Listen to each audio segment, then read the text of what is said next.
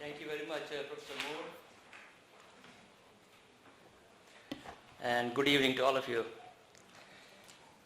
Professor Katana, Professor Moore, this is a great honor to be giving this Campione Prize lecture. It's a profoundly humble experience. I understand that Professor Campione was the father and founder of emergency general surgery in Bergamo, probably the first unit in Italy. So to be giving a lecture in his name is really a profound honor, and I am very, very grateful for this opportunity. Also, as I said earlier, it's a great privilege to be a part of this great society. It's really awe-inspiring. All the luminous leaders here, many of them my mentors, and the contributions they are making to emergency general surgery is really profound. So I have to declare that I'm a consultant for Kinetics Concepts Incorporated, who make the negative pressure wound therapy. I'm going to be talking about that. I also own a combined United States patent for tissue interrogation spectroscopy, which I'm going to be talking a little bit about. I'll basically talk about the pressure perfusion correlations in rigid compartments. And this is a topic that's really fascinated me for a long time. Also defeated me on several occasions in clinical practice. As we know, the adverse effects of an acute increase in compartment pressure in a rigid compartment ranges from limb loss to organ failures and death. We still have a lot of concepts that we need to refine. Our understanding is imperfect, and I would briefly mention some directions possible for the future investigations that might make a difference to these patients. There are lots of compartments in the body, but I'm going to be focusing on a few of them: thorax, abdomen and pelvis, and most importantly the extremities, and briefly mention the polycompartment syndrome we are beginning to appreciate more and more in our patients. The thoracic mediastinal compartment syndrome is well known to cardiac surgeons, and this can happen also in trauma, after prolonged surgery, after cardiac operations. There is fluid overload, cardiac dilatation that restricts the diastolic filling, the cardiac output goes down, and on closure of pericardium and chest, there is subendocardial ischemia, the cardiac output goes down further, thus creating a vicious circle. And this can also happen in trauma, and this is a patient who we had a few years ago with a gunshot wound that is tangential to the ventricle, which was promptly recognized. He went to the operating room, had a thoracotomy and repair of that cardiac laceration. Now, our resuscitation should have ended at that point, but overzealous fluid administration to this particular patient caused this profound cardiac dilatation, so we actually could not close the pericardium or the chest. Every time we would attempt to close it, there will be a profound fall in blood pressure.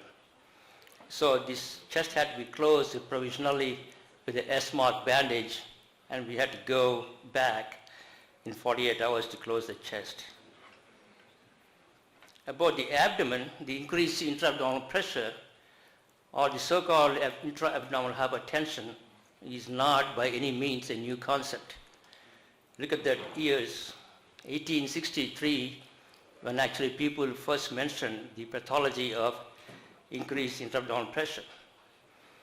And since then, with the regular periodicity, this has been talked about in the literature, but of course, this has been promptly forgotten till a century and a half later. This was coined intra-abdominal compartment syndrome by our colleagues in William Bluemont Hospital in Royal Oak, Michigan, in 4 patients with ruptured abdominal aortic aneurysms. And these concepts are again forgotten, again rediscovered, and when we started talking about this in the late 1990s, all the surgeons were talking about this with a great deal of ridicule. And in 2001, largely due to the efforts of Michael Sugru, who is actually here today, the World Society of Abdominal Compartment Syndrome was founded and matured. They have really made a lot of contributions and really increased the investigation of intra-abdominal hypertension. And as you can see, this profound increase in your published articles starting from 1998 onwards. They also gave a lot of consensus guidelines and definitions, which were very important in recognizing the normal and abnormal variations in intra-abdominal pressure, all the physiological effects they can cause, and pointed out that these, if treated early, will not mature into the abdominal compartment syndrome. And actually in 2013, the society under the leadership of Andrew Kirkpatrick and the executive committee actually sat down, looked at the entire literature on the subject, and formed consensus guidelines, which are now graded according to the definition that we saw earlier today. And this is a phenomenal work, which is a large volume of work that you can actually look on the internet or also in intensive care medicine. And largely due to these efforts, we have begun to understand that intra-abdominal hypertension and abdominal compartment syndrome are just gradations of the same pathology. So what starts out as a mild increase in intra-abdominal pressure, if it is not controlled, it will develop into this abdominal compartment syndrome with organ dysfunction and then failures and ultimate death. So these open abdomen concepts actually came from the appreciation of the abdominal compartment syndrome and the intra-abdominal hypertension. This was the time when we started applying the damage control surgery principles, and open abdomen approach is one of the most influential developments, you would agree, in recent years. And as we heard throughout the day today, the current concepts have really facilitated methods of temporary closure as well as definitive closure in the abdomen. And we have now the means to accrue all the benefits and the potential to minimize all the complications so that this technique can be used to great advantage. And in fact, if you look at the lessons from the abdominal compartment syndrome study and the impact of IAP appreciation, as shown by Mike Cheatham in the last decade or so, you can actually see that the survival has improved in these massively injured and massively sick patients, as well as the fact that now we have begun to close more and more of those open abdomens very successfully, almost to a 100% closure rate. And what we have done by applying all these principles to our day-to-day practice is to eliminate the full-blown compartment syndrome so that our shock trauma patients who are massively injured may have increased intra-abdominal pressure, may develop intra-abdominal hypertension. But by applying these principles, we can actually prevent, by intervening timely, this morbid complication of abdominal compartment syndrome.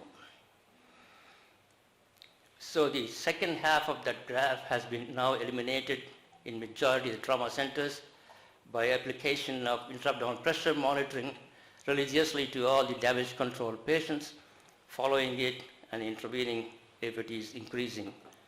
And the definition of intra-abdominal hypertension now is a increased pressure beyond 13 to 50 millimeters of mercury, and abdominal compartment syndrome as increased intra-abdominal pressure with new onset of organ failure. So we are no longer waiting for drop in cardiac output, renal failure, and so on. And then we begin to realize that all the compartments in the body actually are interconnected. Look at the head, intracerebral compartment, thoracic compartment, abdominal compartment, as well as the pelvic and the extremity compartments actually communicate with each other so that the pressure changes in one compartment can actually influence the other compartments. And we actually saw examples of this mentioned today, where Baltimore Shock Trauma Center has had patients with recalcitrant intracranial pressure elevations that was successfully treated by decompressing the abdominal hypertension. Now I come to the most vexing part of the compartment syndrome, and that is the extremity compartment syndrome.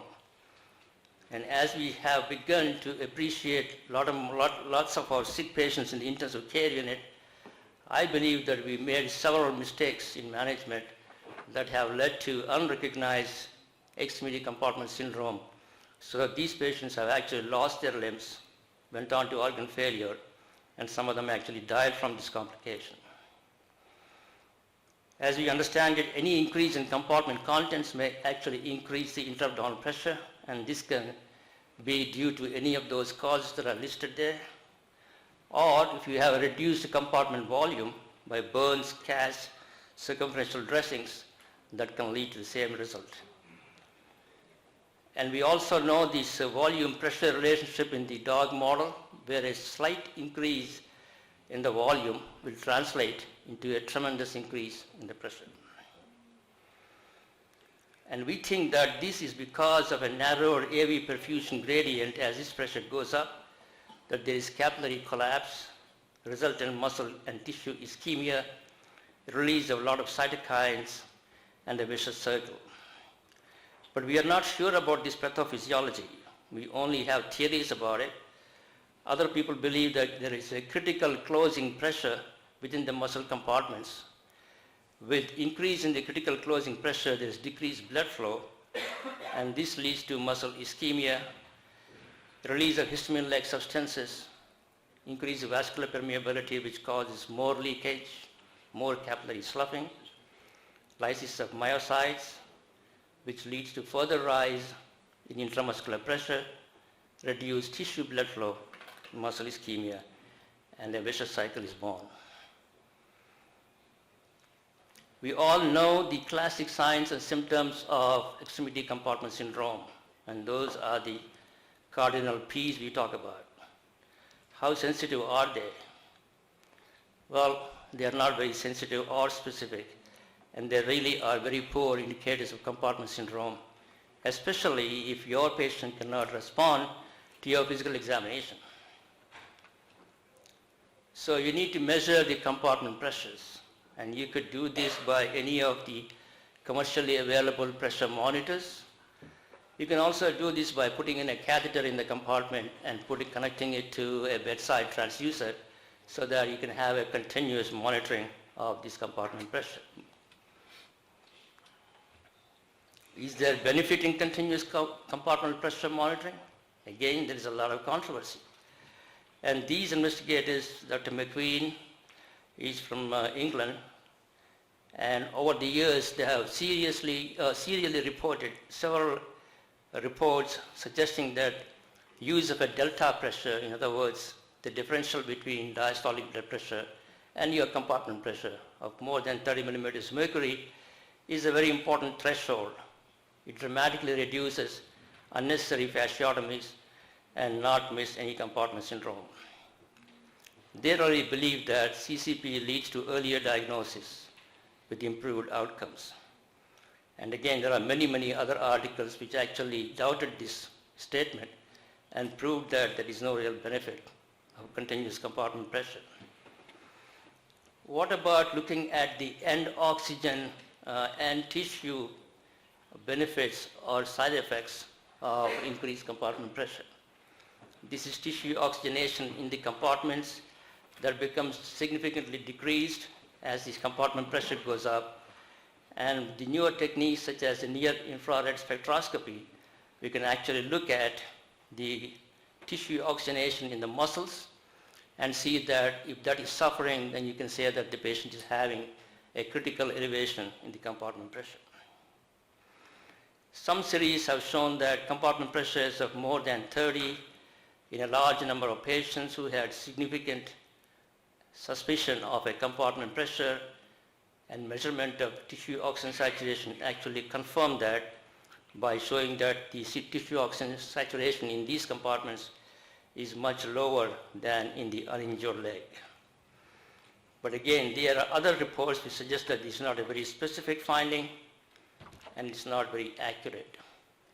Part of the problem may be that there is a lot of fat tissue, as the near-infrared spectroscopy has to measure muscle tissue oxygenation. And also, it cannot really go much deeper into these extremity tissues, so that it may not be a very accurate reading. Well, in our laboratory, a few years ago, we started looking at this resonance Raman spectroscopy, which is excitation of a molecule by a krypton laser, and look at how response this molecule does. And each molecule has its own specific response depending on this excitation. For example, this heme moiety resonates at about 400 to 410 nanometers, with which you can actually measure the hemoglobin saturation, concentration, pH of the muscle. Also important that most of the tissue blood volume that the Raman spectroscopy is measuring is actually venous, so that it may actually reflect what your balance of oxygen delivery versus oxygen utilization. And these are some of the preliminary experiments in the animal laboratory, where you can see that as the patient is bled, the first peak, which is the deoxyhemoglobin, starts to rise. The second peak, which is the oxyhemoglobin, starts to fall, an indication of tissue disoxygenation. And the top one, where it says resuscitation, is when you take this animal, start resuscitating with infused blood, and you can see that the deoxyhemoglobin curve begin to fall. And further experiments actually showed that this is a much more accurate way of measuring tissue muscle oxygenation. You can see that the receiver operating curves for the resonance Raman spectroscopy is much better, almost 1. That means it's a very highly specific and very highly sensitive, as compared to the NIRS determined tissue oxygen saturation, which is only a RAC of 0.6. And this has not been applied to compartment pressure monitoring. And I suggest that we look at this and see if we can be more specific and earlier in detecting muscle oxidation or deoxidation as an increase in compartment pressures. Now, we all agree that timely fasciotomy is very, very important to save these limbs. But what is timely fasciotomy, once again, is not clear. If you look at the literature, there are all kinds of definitions. There are various definitions, like here, almost complete recovery of limb function if you perform within 6 hours. If it is delayed more than 12 hours or longer, normal limb function in only 8% of patients. And if you talk to Professor Plani from Johannesburg, he told me that they actually do the fasciotomy within 4 hours because of the extreme elevation in Johannesburg, and the dysoxia, they think, happens much earlier. Now, everybody has their own definition of what is a critical compartment pressure that deserves fasciotomy. In hypotensive patients, ICP of 20 millimeters of mercury has been mentioned. Uncooperative, unconscious patients, ICP of 30. And some others have suggested that you really should take into consideration how the patient is doing. If the patient is critical, possibly you need to accept lower pressures. And this is an NTDB series that really confirms that early fasciotomy is extremely important. They looked at 612 patients, lower extremity fasciotomies, with early and late fasciotomy defined as fasciotomy within 8 hours or more than 8 hours later, with similar mechanism of injury, ISS, etc. And you can see that the early fasciotomy rate has much better results than the late fasciotomy. Now, this same experience has been reported from our Middle Eastern wards, where they actually showed that if you have a soldier that has been evacuated back to the center, and that soldier had an incomplete fasciotomy, or he needs a revision of fasciotomy, he has a 4 times mortality than the patients who had appropriate fasciotomy at the scene. And you would think that the civilian centers, because they are not pressured by war, would do much better. But that's not the experience if you look at the literature. And here is Dr. David Feliciano's series in extremity compartment syndrome from 1988. you can see that a lot of the amputations were due to a delayed fasciotomy or an incomplete fasciotomy. And in fact, in their series from Atlanta, they actually pointed out that there's something called a secondary extremity compartment syndrome. And you can see that this was the year 2007, when we were all giving too much crystalloid to our patients, overloading those patients. And these patients developed massive edema of the lower extremities that you really cannot monitor for pulses or for compartment pressures. And these patients would go on to develop an occult secondary extremity compartment syndrome. And look at the horrible results in these patients. Acute renal failure, high incidence of amputations, and mortality.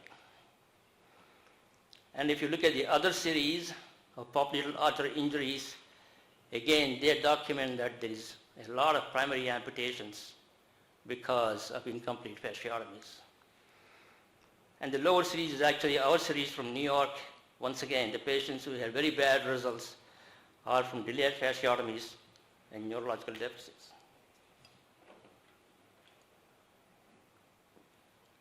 Now this is the article actually that really caught my attention. And this is Professor Kashuk and Professor Moore from Denver. And this is arguably the best center in the United States. And this is what they commented on in their paper.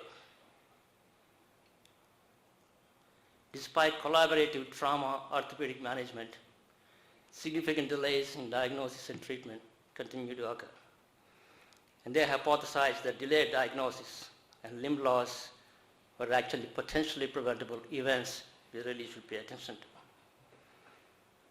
They had 83 cases of compartment syndrome over 7 years. They had 5 amputations, 5 iatrogenic superficial peroneal nerve injuries, 7 deaths. A lot of patients required muscle debridements and loss of wound complications.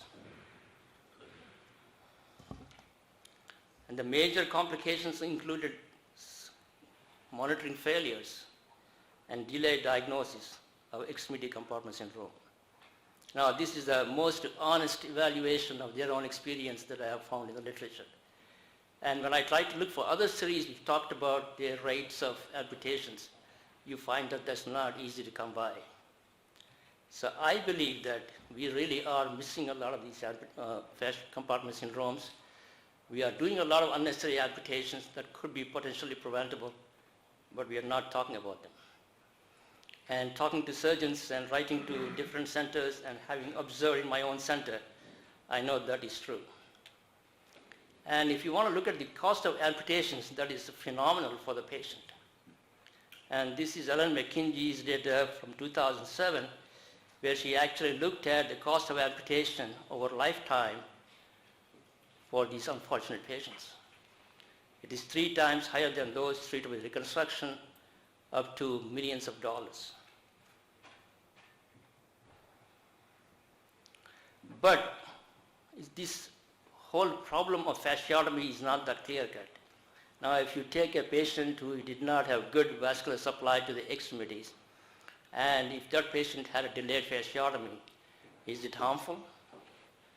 And there is a small series which suggests that it is indeed harmful if you do a fasciotomy after a long time of ischemia. Patients go into severe multi-organ failure, septicemia. They develop severe local wound complications which become septic and which would put them on the road to multi-organ failure.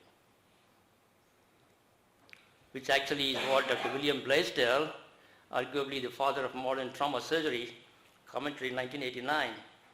And he said that I contend that we still do not have a clear understanding of the reason for the high compartment pressures, nor do we have a precise point at which fasciotomy will be more beneficial than harmful.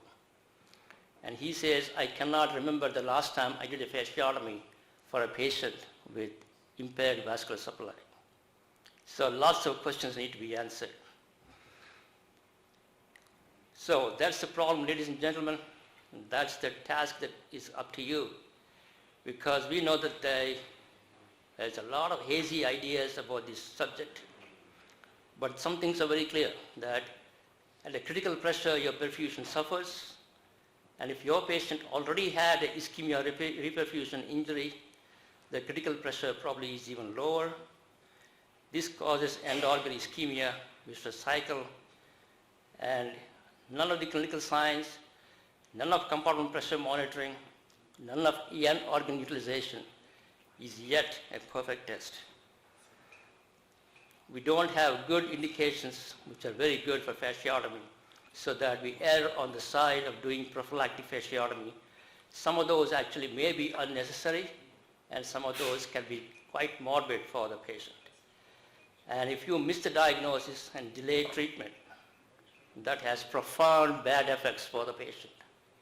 Paralysis, sensory deficits, muscle necrosis, organ failures, and death. And we should really try and prevent these compartment syndromes by adequately repairing all vascular injuries to these extremities timely. Most importantly, avoiding crystalloid overload so that they don't get the so-called fluid creep that Dr. Basil Pruitt talked about, so that they don't get into this problem of secondary extremity compartment syndrome. So I think we all, as acute care surgeons, suggest that we should worry about this diagnosis. And I think we really should take this up as a challenge and try to improve our approach to this. Because even though the numbers may look small, the morbidity that these patients get into is really profound. I think we need to do better. And we need to do a prompt, complete fasciotomy in all compartments promptly and completely. And perhaps we really need to go back to the lessons we learned from abdominal compartment syndrome. Just like we talked about normal pressure, abdominal hypertension, intervene at that stage to prevent the abdominal compartment syndrome, perhaps we should try and coin this compartmental hypertension stage, define it completely, and intervene at that point so that we prevent compartment syndrome. So I thank you very much again for this great honor, Professor Moore, Professor Kitena, and the World Society of Emergency Surgery. It's been a great honor. Thank you for your company, and thank you for the membership.